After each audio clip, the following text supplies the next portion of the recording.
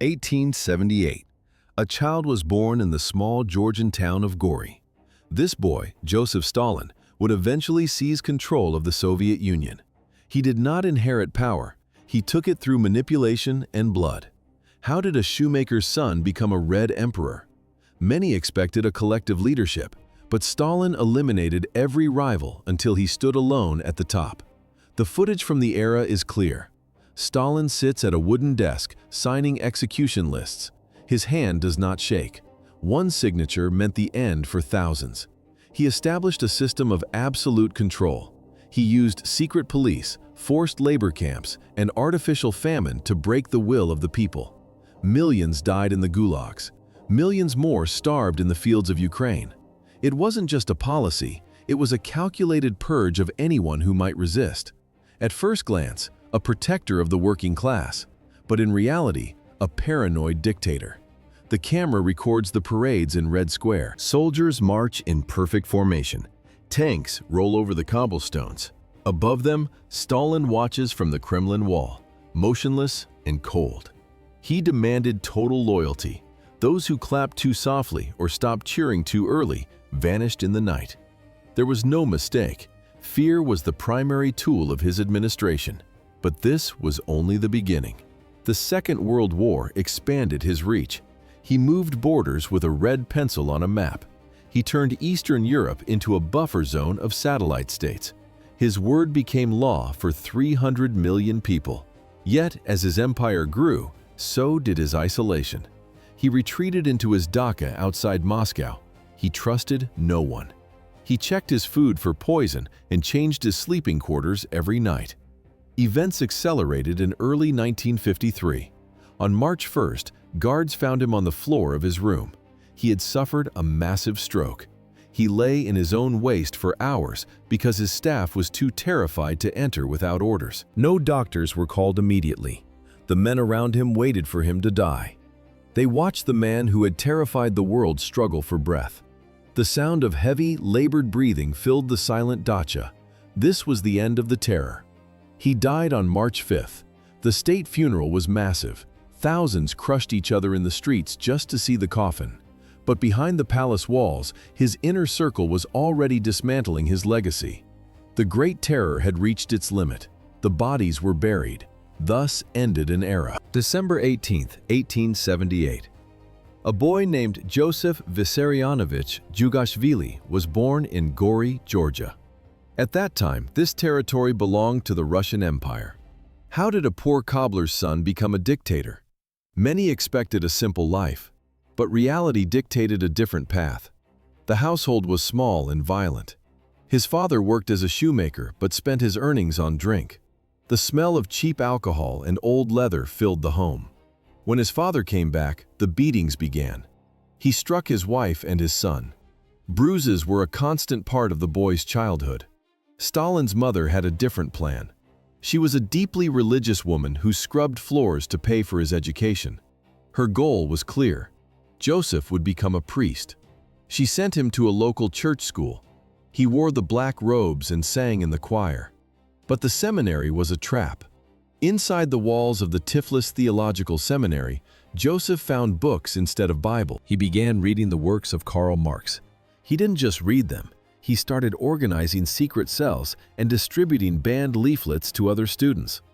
The footage from the era shows the seminary as a gray stone fortress. Inside, the monks enforced strict rules. Joseph broke every one of them. In 1899, the school authorities finally took action. They expelled him.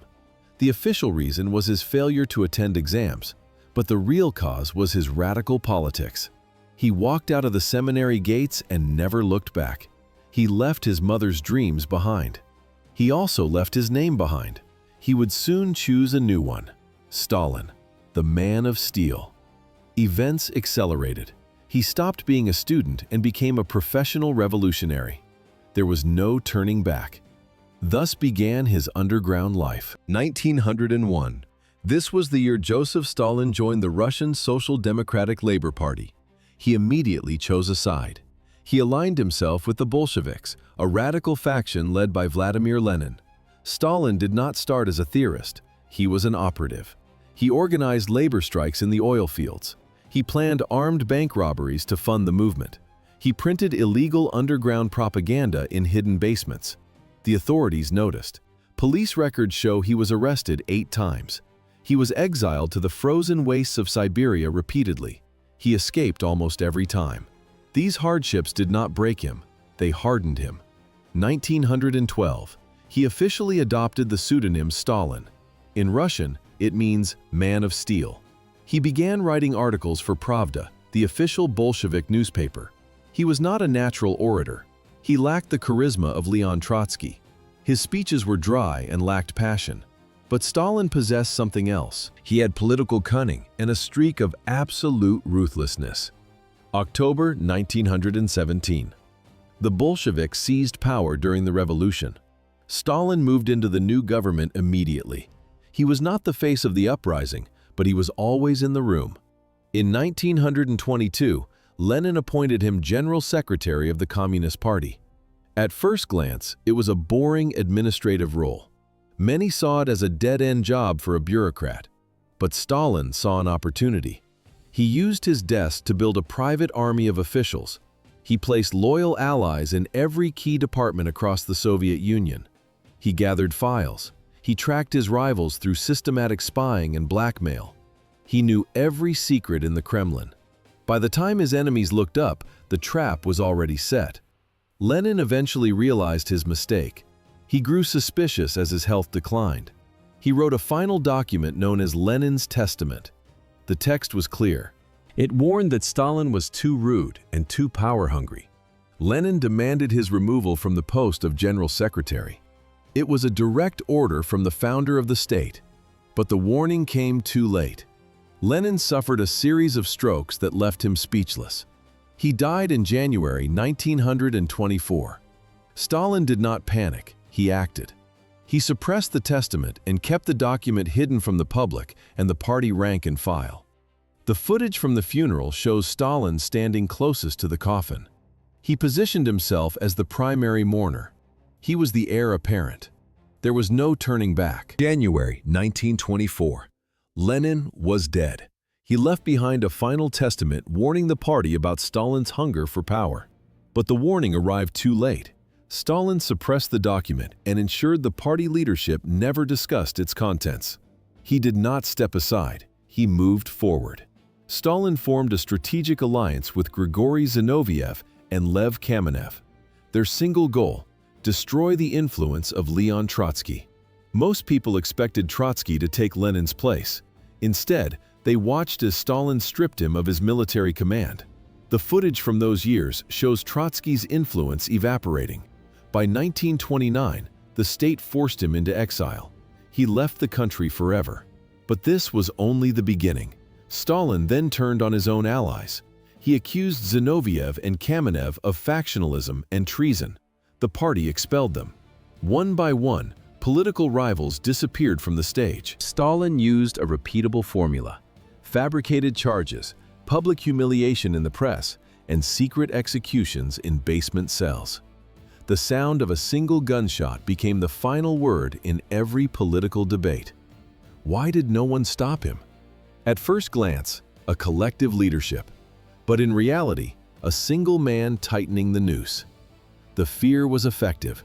No one dared to breathe a word of dissent. By 1928, Stalin held absolute control over the Communist Party. He now owned the Soviet Union. He was no longer a committee member. He was the state. Events accelerated. In 1928, he launched the first 5-year plan. It was a massive economic experiment. The objective was clear: transform a poor, farming-based society into a global industrial power. He ordered the construction of steel plants, dams, and factories across the wilderness. Thousands of workers moved earth with shovels and bare hands. The era of the tractor and the machine gun had begun. The country changed forever. 1928. This year marked the beginning of a total social transformation. The plan focused on rapid industrial growth. Stalin demanded steel, coal, and heavy machinery at any cost.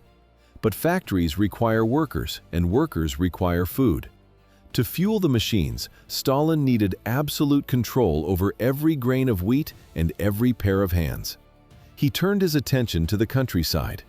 Millions of lives were about to be destroyed. How did he seize the land? The state used force. Stalin ordered farmers across the Soviet Union to surrender everything.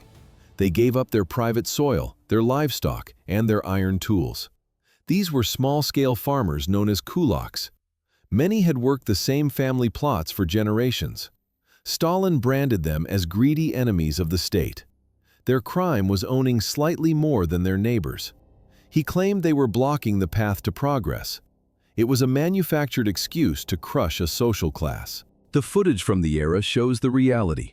Soldiers enter villages. They seize grain from hidden floorboards. They drive cattle into government pens. This was collectivization. It was not optional.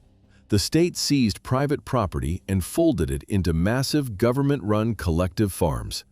Anyone who hesitated was labeled a traitor. The countryside erupted in chaos. But the farmers did not just surrender. They fought back with the only weapons they had. They slaughtered their own pigs and cows rather than hand them over to the state. They burned their own crops. Grain production crashed. There was no incentive to work hard on land they no longer owned. Why didn't Stalin stop? At first glance, the policy was a failure, but in reality, it was a tool for liquidation. Stalin did not fix the system. Instead, he blamed the victims. He accused the farmers of hoarding grain and sabotaging the Soviet economy. He demanded a brutal response. Mass arrests began. Executions followed. In 1929 alone, the state sent more than 100,000 kulaks to forced labor camps. Thousands died during the long transport in unheated cattle cars. Others were shot on the spot in front of their homes. The scenes were grim. The sound of screaming families filled the air. Children were separated from their parents at train stations. Entire villages were emptied in a single night. This was the campaign of dekulakization. It was not just an economic policy. It was a war against the peasantry. Events accelerated.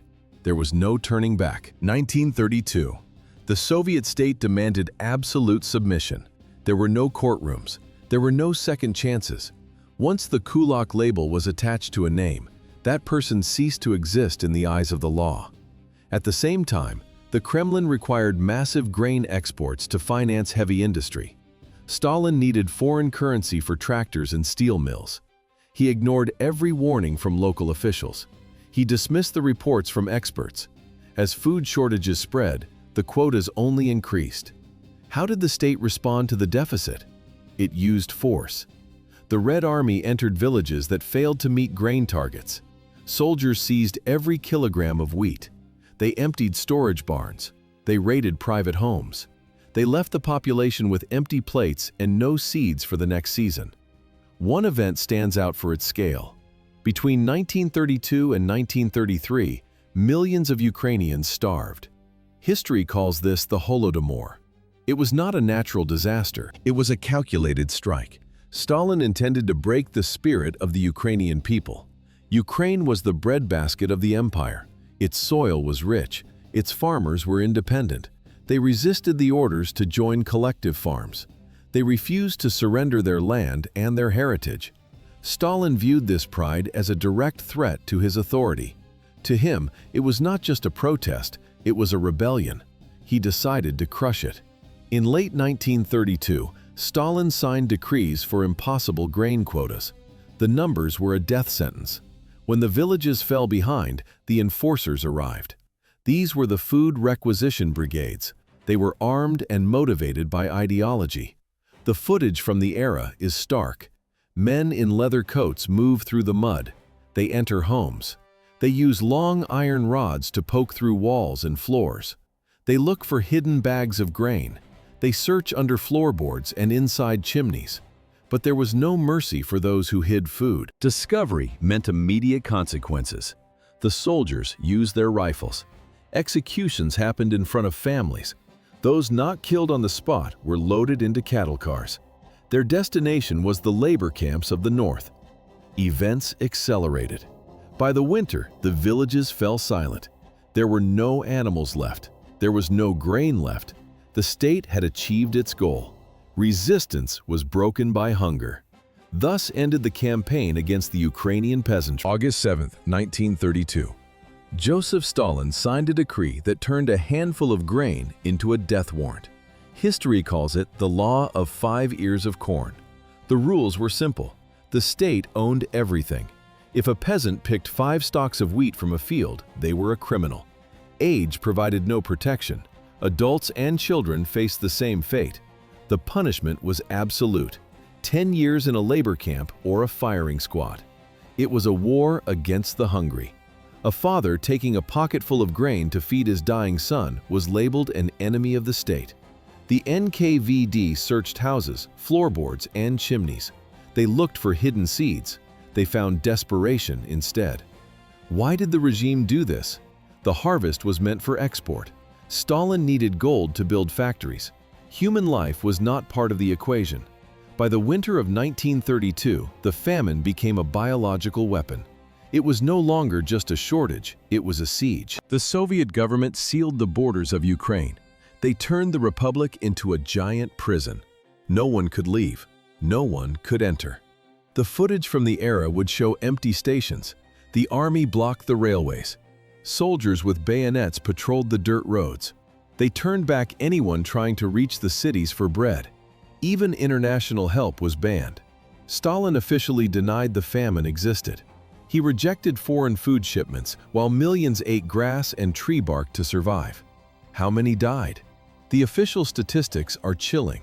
Most historians agree on 3,900,000 victims, but this is only the floor. Other researchers point to a different reality. They cite a death toll exceeding 7 million people. The visual evidence is haunting. Empty houses with open doors, cold hearths. Entire villages simply vanished from the map. The social fabric of the countryside disintegrated. Families collapsed. Neighbors turned on each other. Survivors later spoke of the silence. There were no dogs barking and no birds singing. There was only the sound of the wind in the abandoned fields. The tragedy was complete. They ate grass, tree bark, and boiled leather.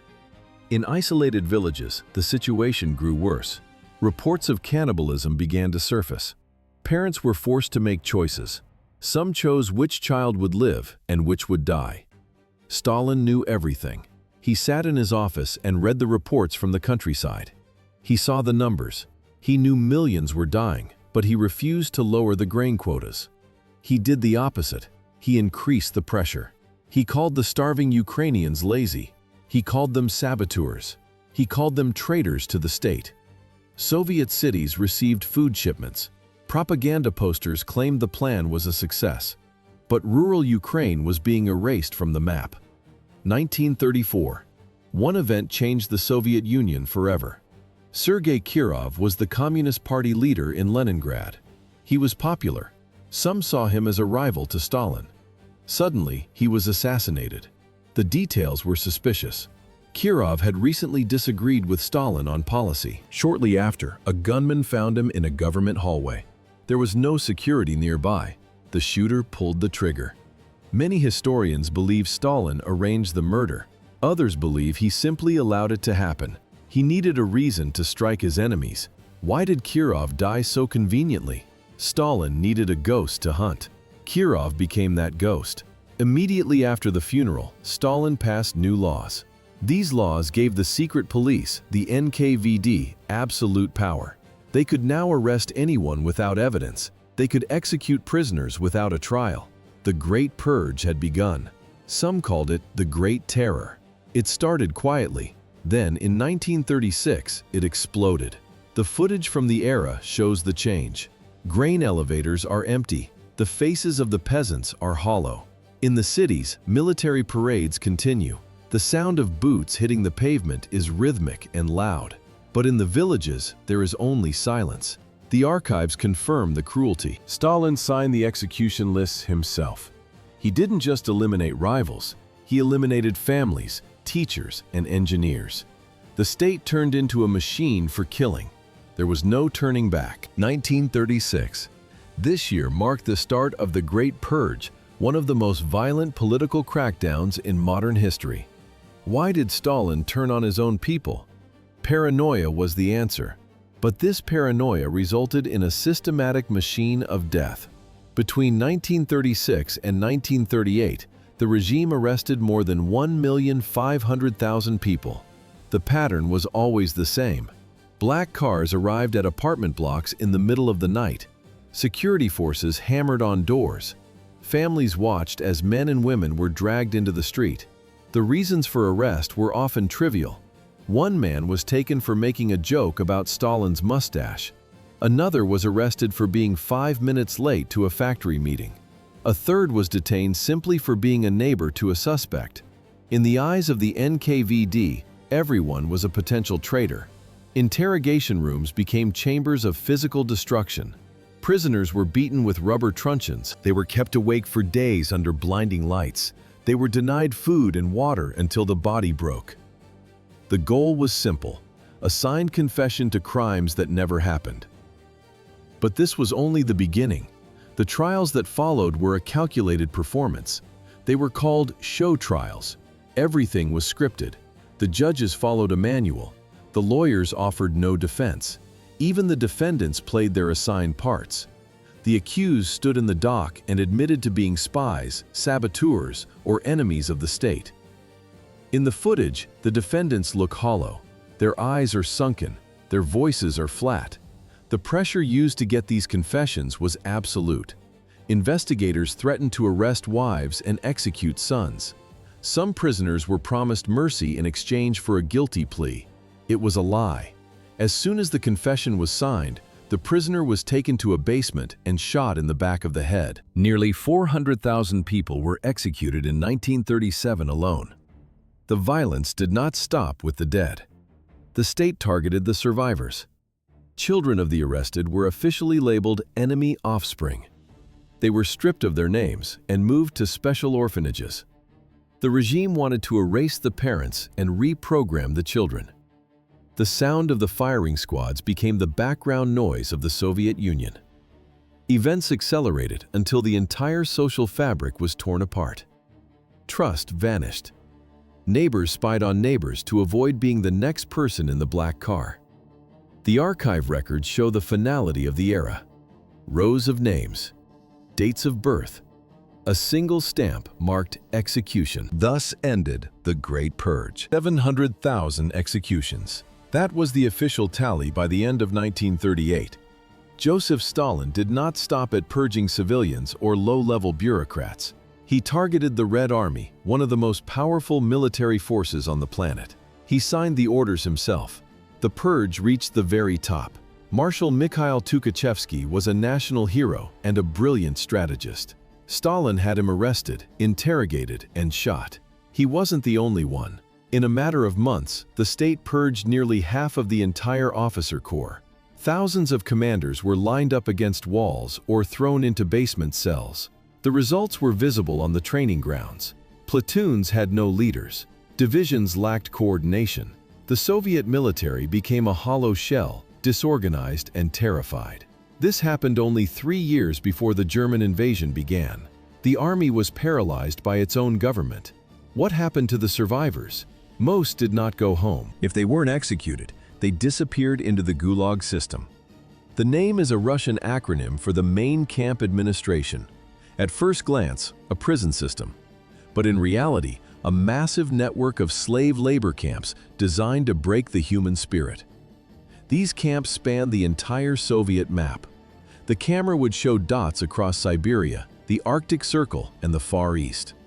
These were the most remote and frozen regions of the continent. The temperature often dropped to -50 degrees. There were no brick walls, only barbed wire and snow. Millions of prisoners worked these camps. They dug canals with hand shovels. They mined gold in the permafrost with frozen fingers. They cut timber in forests where the sun never rose. Most families never heard from them again. No letters, no phone calls, only a cold silence that lasted decades. The sound of heavy boots on gravel, the sight of emaciated men in thin rags. This was the landscape of the Stalinist era. The state transformed its own citizens into disposable fuel for the industrial machine. But this was only the beginning. The system grew until it became a state within a state. There was no way out. The Gulag became the final destination for anyone Stalin distrusted. Thus ended the lives of an entire generation. 1,300,000 prisoners. That was the count by 1939. The Gulag was not just a prison system. It was the private engine of Stalin's secret police. Stalin used these camps to erase anyone he viewed as a threat. Over 18 million people passed through these gates during his reign. Men, women, children. None were exempt. How did the state fill these camps? It was a systematic purge. The prisoners were not just common thieves or killers.